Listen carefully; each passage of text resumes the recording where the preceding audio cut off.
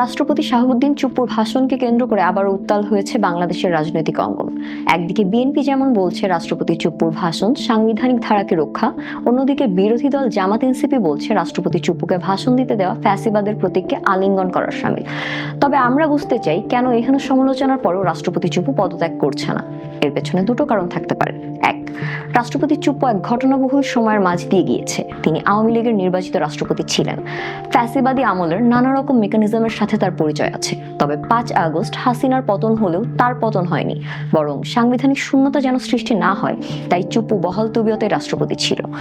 তার মাধ্যমে বিভিন্ন গুরুত্বপূর্ণ অধ্যাদেশ অন্তর্বর্তী সরকার জারি করে এবং তিনিই জারি করে জুলাই সনদ অধ্যাদেশ আদেশ। তাই ধারণা করা হচ্ছে অন্তর্বর্তী সরকারের বৈধতা ও অন্তর্বর্তী সরকারের দেওয়া নির্বাচনে ক্ষমতায় আসা বিএনপি সরকার যতদিন পর্যন্ত সংসদের মাধ্যমে পূর্বের রেজিমের আইন ও গুরুত্বপূর্ণ সংস্কারগুলো বাস্তবায়ন না করে ততদিন পর্যন্ত রাষ্ট্রপতি চুপ্পু পদত্যাগ করবে না। তিনি রাষ্ট্র ক্ষমতায় থেকে সেই সংস্কারগুলো বাস্তবায়ন হলে ভবিষ্যতে তার আইনি ও নৈতিক কাঠামো আরো সুদৃঢ় এবং সুসংহত হবে। 2, রাষ্ট্রপতি চুপ্পুকে এখনই পদত্যাগ না করানোর আরেকটি বড় কারণ হিসেবে দেখা হচ্ছে পরবর্তী সংসদ নির্বাচনের এক সূক্ষ্ম ক্যালকুলেশন। তিনি যদি কয়েক মাস বা 1 বছর পরে পদত্যাগ করে তাহলে বিএনপি তার নির্বাচিত পরবর্তী রাষ্ট্রপতির মাধ্যমে একটি সুবিধাজনক অবস্থানে থাকতে পারে।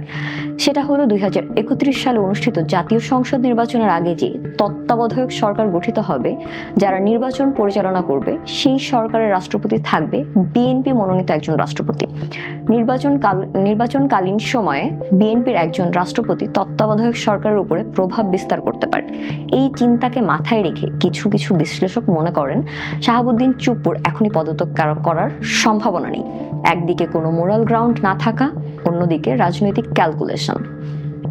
শাহাবুদ্দিন চুপ্পুর ভাগ্যে কি আছে তা সামনের দিনগুলোতেই নির্ধারিত হবে।